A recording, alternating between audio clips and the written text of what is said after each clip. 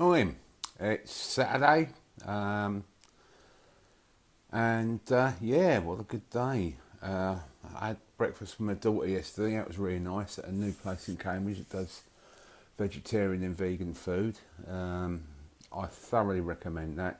It's what used to be the Unicorn in Cherry Hinton. Absolutely brilliant place, lovely food, and it's been done out beautifully. Um, and then today we've got Celtic are playing Aberdeen, Spurs are playing Liverpool, Millwall are playing Chesterfield. And I'm glad to say that all those games are taking place at 3 o'clock. This is one of these things that is a bugbear to me. I think that football should be played on a Saturday at 3 o'clock, you know, and occasionally in the week, you know, on a Tuesday or Wednesday at sort of 7:30, 7:45. You know, I can't be doing with this 11 o'clock on a Sunday morning football. Just doesn't seem right to me. And it's just for Murdoch and, you know, sort of like Sky TV so that they can make even more money out of it. And, you know, I'll just finish on this little bit that I think a lot of the problem is that so much money has been pumped into football that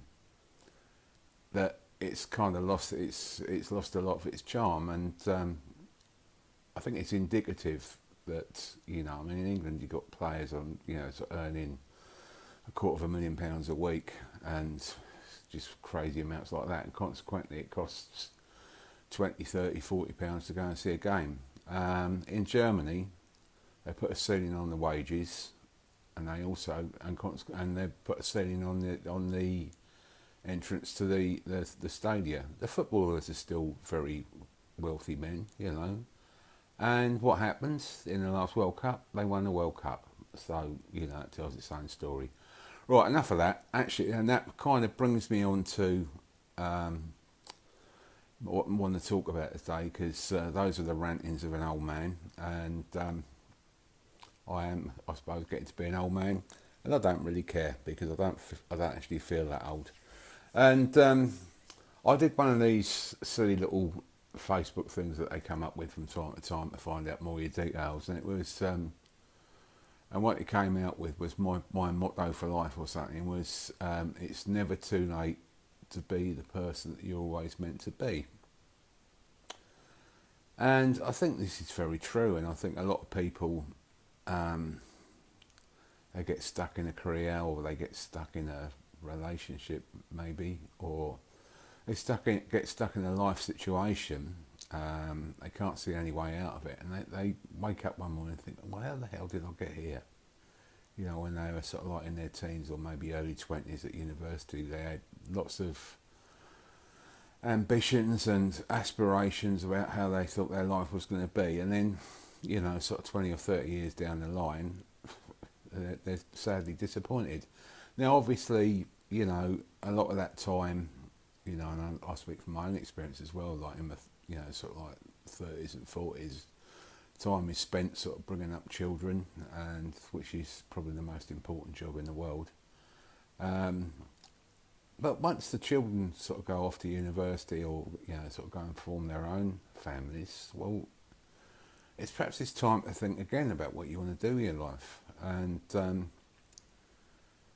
I've seen this happen. I've seen it happen a lot with AA, you know, Alcoholics Anonymous, because we have a saying in AA that, you know, once you stop drinking, you can do whatever you want as long as you don't start drinking. And I've seen people do this, you know, massive transformations in people, and it's just getting rid of that sort of limiting mental beliefs. Oh, I'm too old to do that. Oh, I can't do that. You know, sort of people in their,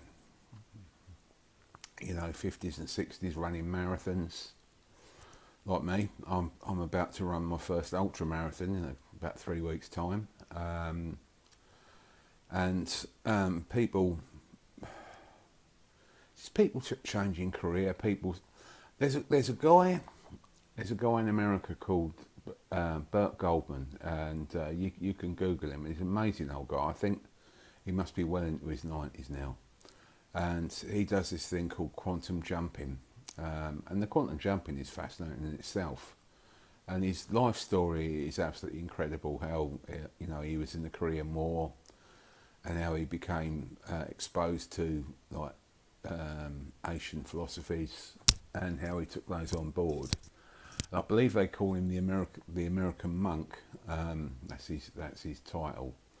But he's, I mean, at the age of, I think it was about the age of 80, he decided he wanted to like investigate the internet. And he, you know, within a couple of years, he got about 3 or 4 flourishing businesses. You know, and a lot of people would say, "Oh no, the internet, you know, internet business is just for the really young, you know, blah blah blah," and you know, he just sort of like turned that on its head.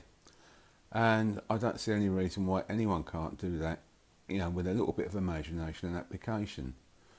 Now, I come in on this is, you know, like I'm more than happy to help people who want to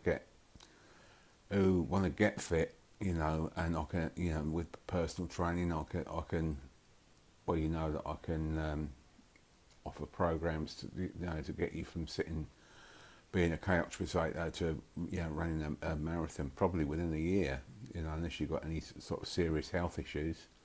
If you just want to run a half marathon or a 10k, much quicker. Or even, I mean, I've done it before. Is like sort of people who've decided they want to, you know, sort of really want to sort of be bodybuilder. It can be done. It can be done, and I'm quite happy to do it.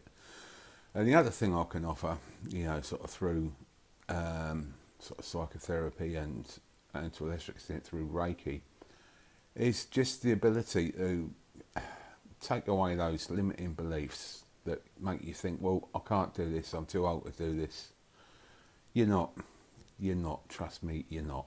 You know, I mean, the guy, I remember running the London Marathon and being a little bit perturbed by being overtaken by this old guy in a turban who,